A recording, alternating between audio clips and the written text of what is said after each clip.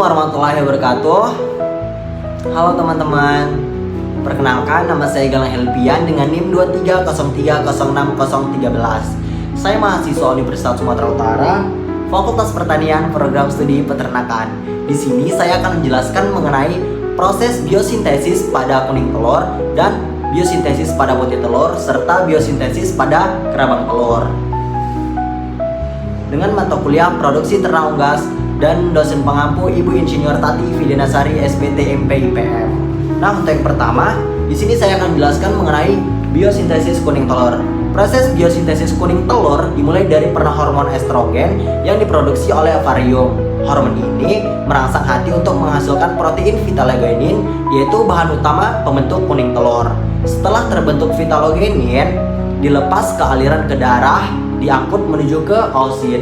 Oosit ini adalah sel telur yang sedang berkembang di ovarium. Di permukaan oosit terdapat reseptor khusus yang mengenali vitalogenin melalui proses endositosis.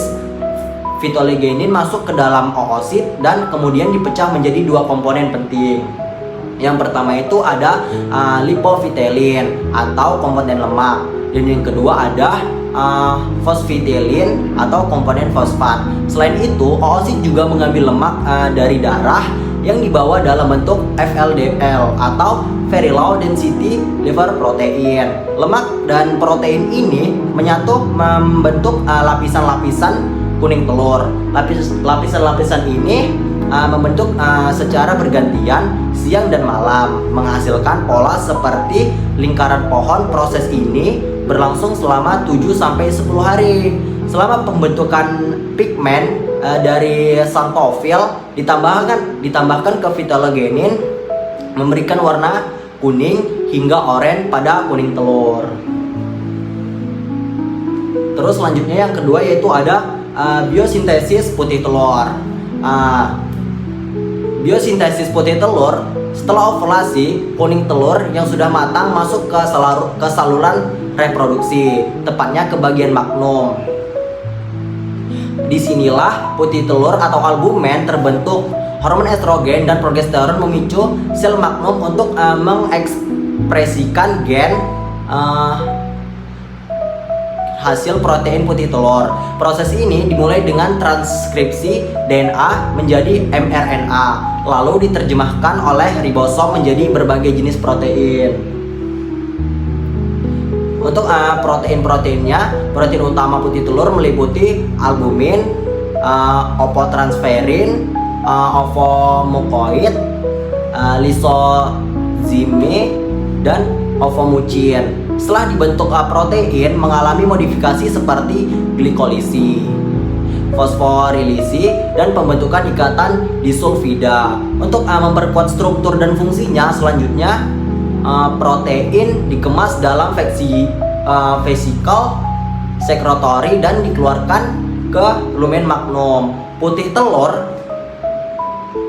telur terbentuk secara berlapis, dimulai dari lapisan calciferous hingga ke lapisan putih telur encer luar. Saat telur berputar dalam saluran, sebagian putih telur terpuntir membentuk kalaza, yakni tali spiral yang menjadi posisi kuning telur tetap di tengah.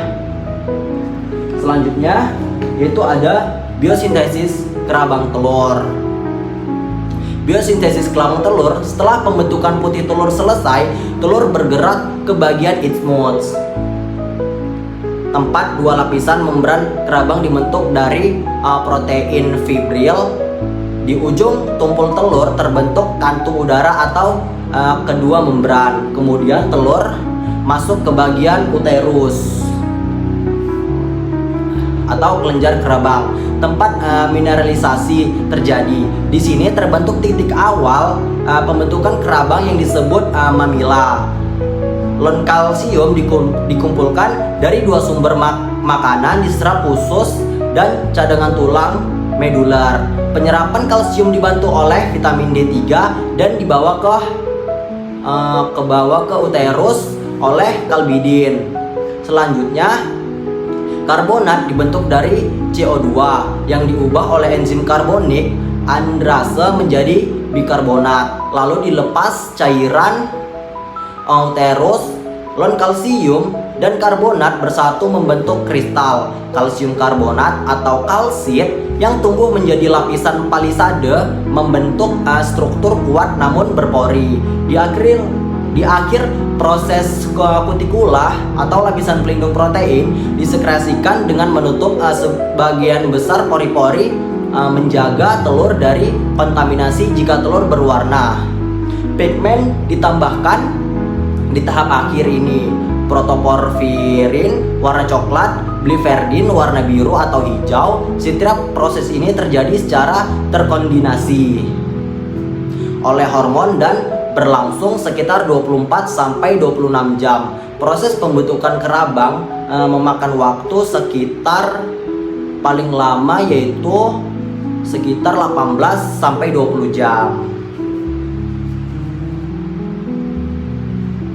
Mungkin sekian penjelasan mengenai biosintesis kuning telur dan biosintesis putih telur serta biosintesis kerabang telur. Terima kasih.